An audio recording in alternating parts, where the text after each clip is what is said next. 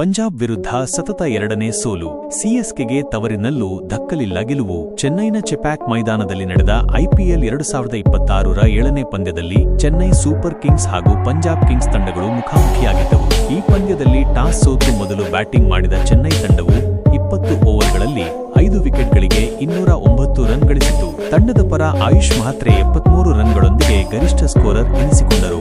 ಈ ಗುರಿ ಬೆನ್ನಟ್ಟಿದ ಪಂಜಾಬ್ ನಾಯಕ ಶ್ರೇಯಸ್ ಅವರ ಅರ್ಧಶತಕದ ನೆರವಿನಿಂದ 18.4 ಓವರ್ಗಳಲ್ಲಿ 5 ವಿಕೆಟ್ಗಳನ್ನು ಕಳೆದುಕೊಂಡು ಗೆಲುವಿನ ದಡ ಮುಟ್ಟಿತು. ಇದರೊಂದಿಗೆ ಪಂಜಾಬ್ ಲೀಗ್ನಲ್ಲಿ ಸತತ 2ನೇ ಗೆಲುವು ದಾಖಲಿಸಿದರೆ ಇತ್ತ ಸಿಎಸ್ಕೆ ಸತತ 2ನೇ ಸೋಲು ಕಂಡಿತು.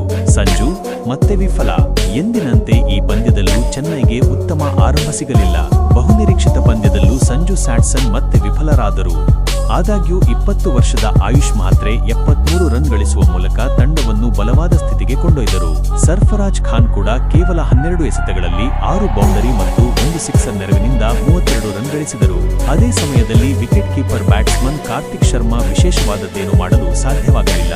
ಆದರೆ ಶಿವಂ ದುಬೆ ಕೊನೆಯ ಓವರ್ನಲ್ಲಿ ತಮ್ಮ ಅನುಭವವನ್ನು ಪೂರ್ಣವಾಗಿ ಬಳಸಿಕೊಂಡು 28 ಎಸೆತಗಳಲ್ಲಿ 45 ರನ್ ಗಳಿಸಿ ಅಜೇಯರಾಗಿ ಉಳಿದರು. ಅವರ ಪ್ರದರ್ಶನವು ಚೆನ್ನೈ ತಂಡವನ್ನು 200 ರನ್ಗಳ ಗಡಿ ದಾಟಿಸಿತು. ಪಂಜಾಬ್ಗೆ ಸ್ಫೋಟಕ ಆರಂಭ.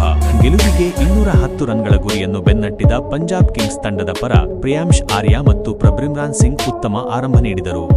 ಆರಂಭದಿಂದಲೇ ಅಬ್ಬರಿಸಿದ ಆರ್ಯ ಕೇವಲ 11 ಎಸೆತಗಳಲ್ಲಿ 3 ಬೌಂಡರಿ ಮತ್ತು 4 ಸಿಕ್ಸರ್ಗಳ ಸಹಾಯದಿಂದ 39 ರನ್ ಗಳಿಸಿ ಔಟಾದರು. ಇದರ ನಂತರ ಪ್ರಬ್ಸಿಮ್ರಾನ್ 34 ಎಸೆತಗಳಲ್ಲಿ 43 ರನ್ ಗಳಿಸಿದರೆ ಕೂಪರ್ 22 ಎಸೆತಗಳಲ್ಲಿ 36 ರನ್ ಗಳಿಸಿದರು. ನಂತರ ಶ್ರೇಯಸ್ ಅಯ್ಯರ್ ಜೊತೆಗೂಡಿದ ನೆಹಾಲ್ ವಧೇರಾ ಚೆನ್ನೈ ಸೂಪರ್ ಕಿಂಗ್ಸ್ ಬೌಲರ್ಗಳಿಗೆ ನೀರುಣಿಸಲು ಪ್ರಾರಂಭಿಸಿದರು. ಅಯ್ಯರ್ ಅರ್ಧಶತಕ.